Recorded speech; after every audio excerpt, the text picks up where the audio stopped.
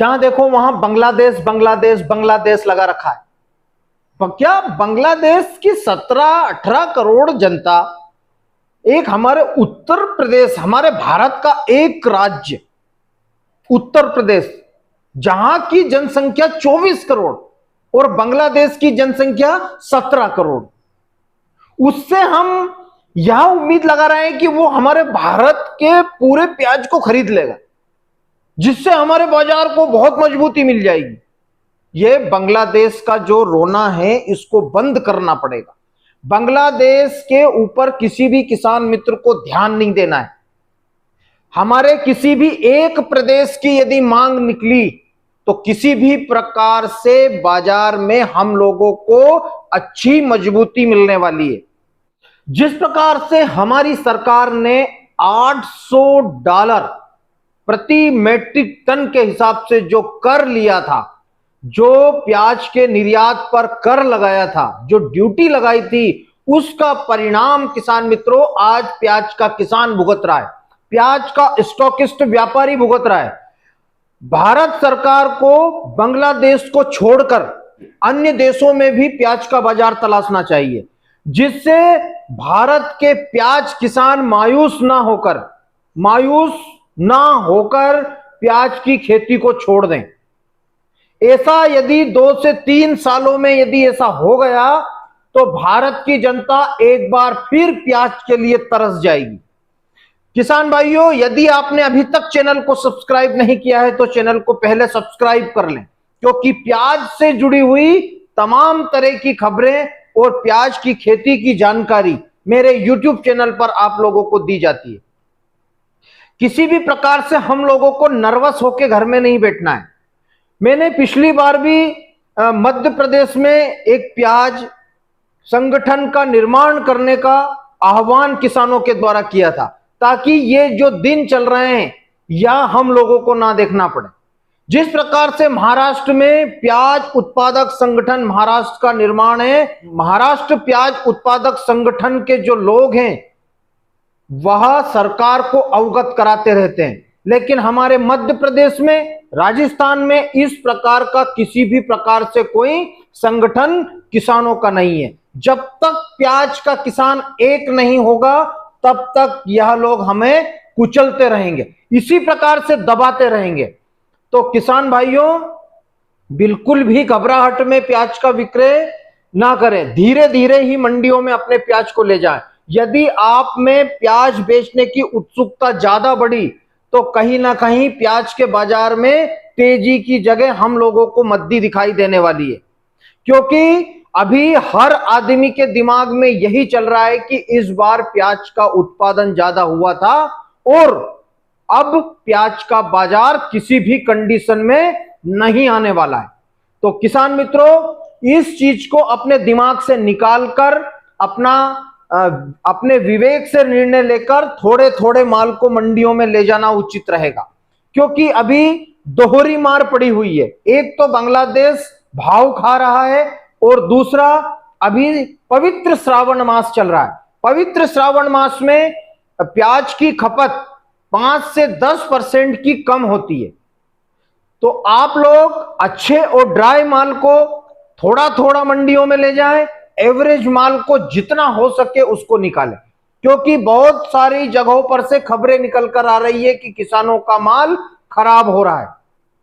बांग्लादेश का रोना रो रहे हैं हम, और रोना भी उचित था, क्योंकि हम यही जानते थे कि हमारा सबसे बड़ा आयातक देश बांग्लादेश से प्याज का अब नहीं ले रहा है। किसी भी कारणों से दो देशों के आपसी संबंध खराब हो गए हैं, या फिर उसके पास में आत्मनिर्भर बन गया है। अब देखते हैं उसकी आत्मनिर्भरता कब तक चलती है, आत्मनिर्भरता कब तक बांग्लादेश की चलती है, यह देखने वाली बात होगी किसान भाई। बांग्लादेश किसी भी कंडीशन में प्याज को जरूर लेगा, लेकिन वह अपनी हेकड़ी दिखा रहा है, अपनी हेकड़ी दिखा रही है वहां की सरकार।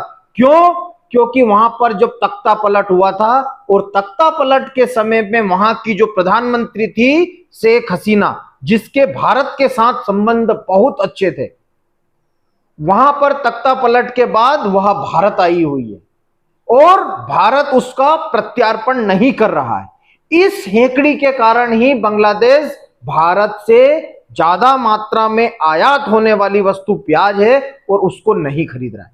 वो यहां के किसानों को टारगेट कर रहा है, लेकिन उससे कोई फर्क पड़ने वाला नहीं है। आप लोग सिर्फ धैर्य और शांति बनाए रखें, थोड़े थोड़े माल को मंडियों में ले जाते रहें।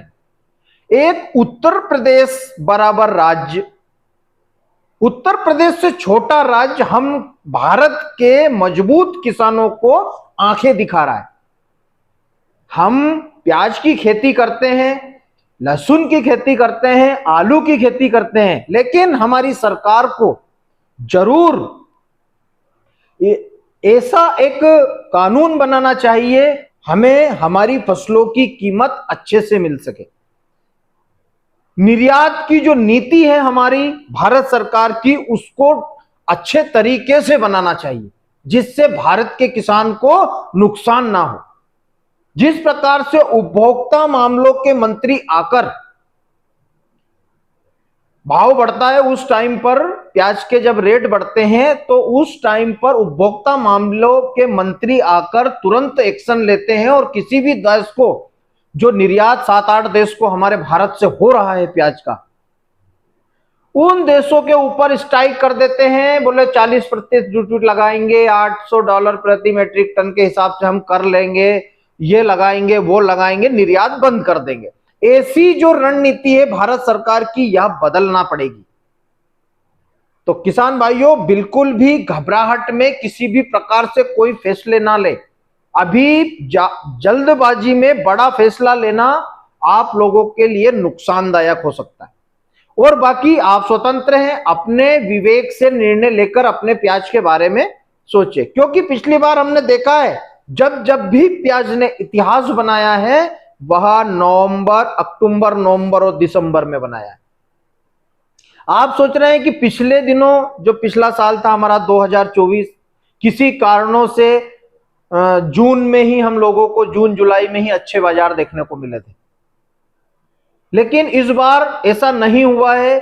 पिछली बार भी जब भी प्याज के बाजार में अच्छी तेजी हम लोगों को 100 रुपए की दिखी है, उस समय पर भी कोई जून का यदि रिकॉर्ड आपके पास हो तो वो उठाकर देखिए, किसी भी प्रकार से 8-10 रुपए किलो से ज्यादा प्याज नहीं बिका है। लेकिन किसानों की स्ट्रेटजी क्या बन गई है कि पिछले बार 24-25 रुपए का बाजार हो गया था और इस बार 16-17 रुपए का, 15-16-17 रुपए का ही बाजार है। तो किसान भाइयों, अपने दिमाग की जो स्ट्रेटजी है उसको चेंज करिए, किसी भी प्रकार से घबराहट की स्थिति पैदा ना करें। मंडियों में भीड़ को कंट्रोल करके ही चलें, माल को अपने विवेक से बेचें। और बांग्लादेश यदि प्याज नहीं ले रहा है तो उसकी ऐसी की तैसी। लेकिन किसान भाइयों, आप बिल्कुल अपने विवेक से और मजबूत तरीके से अपने प्याज का विक्रय करें। जो कमेंट्स आने वाले हैं, जो कमेंट करेंगे ना, वह लोग भी माल बेच रहे हैं, इसलिए कमेंट करिए, लेकिन नेगेटिव कमेंट से दूर रहिए। कहीं आपको यह आने वाले समय में इसका जवाब मिल जाए। तो किसान भाइयों, बने रहे मेरे साथ प्याज की उन्नत खेती यूट्यूब चैनल पर। जय बलराम, जय किसान, जय जवान।